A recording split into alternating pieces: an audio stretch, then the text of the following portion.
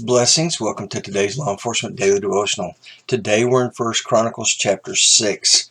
And just like yesterday when I kind of peeked ahead, I peeked ahead at the end of today's read and saw that tomorrow we're also in the genealogies. So we still got a few more genealogies to go before we jump into the New Testament. And then the first day of the New Testament will be in genealogies. Today's a special one. I really appreciate today's because I think as I've mentioned in the past, I love the Levites and their tribe. The Levites were set apart and were different.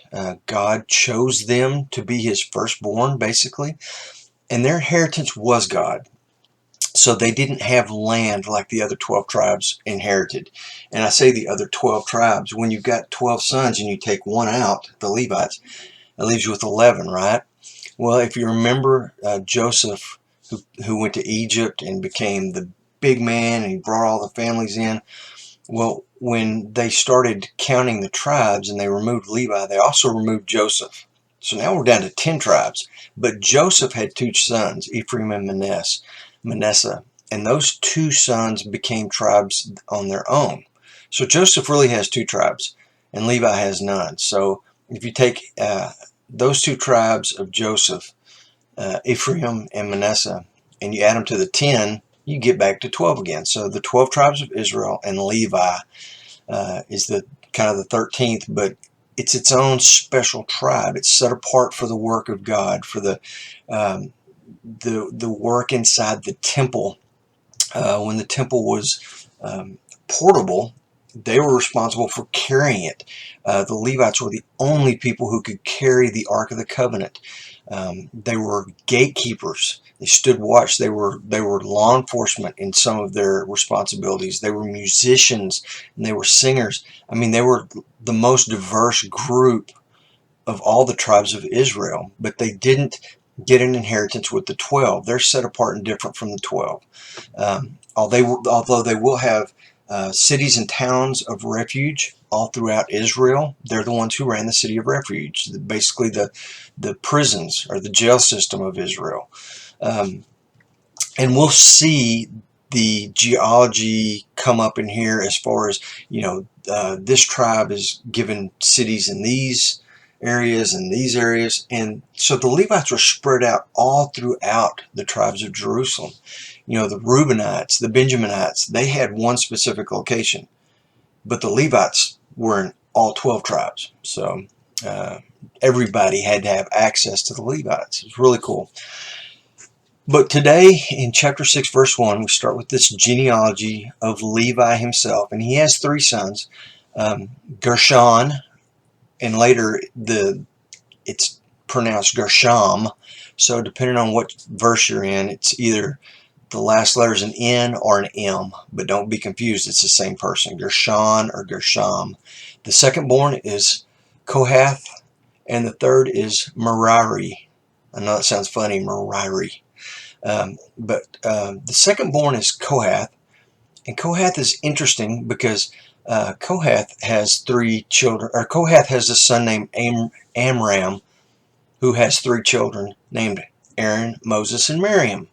And we know Moses because Moses got a lot of ink. Moses was very important, but Moses was a Levite, and he was Levi was his great-grandfather. I mean, he was pretty close in the genealogy.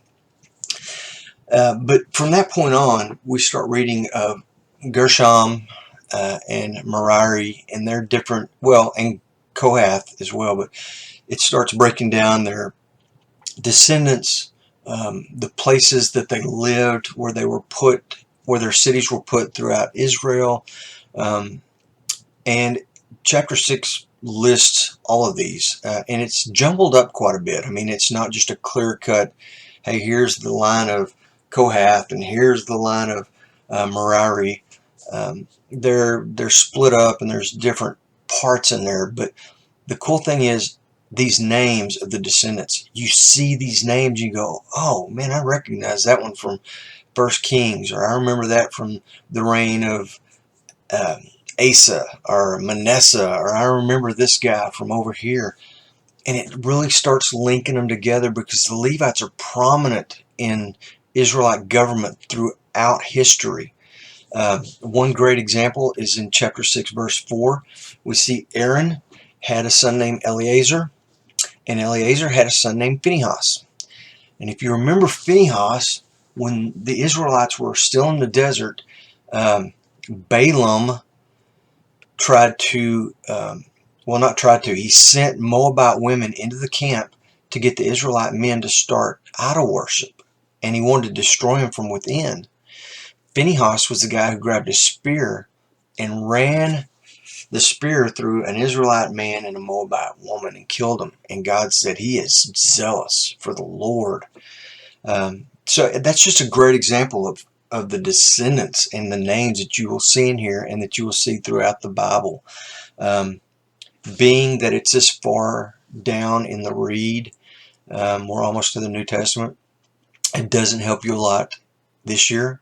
But when you do your 1-year Bible read next year, if you've got this list of Levites, and it's cool to have just this list, and as you're reading through from Genesis all the way through to Malachi, you're looking and you go, oh man, that name, and the name you can tell if it is or isn't the Levite you're looking at, because it will say the son of so-and-so and match those up. It's really cool.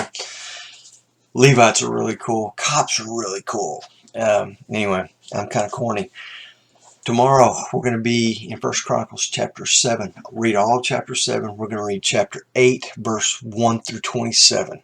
So read ahead. Look for law enforcement takeaway. And in the meantime, be safe. I'll see you back here tomorrow.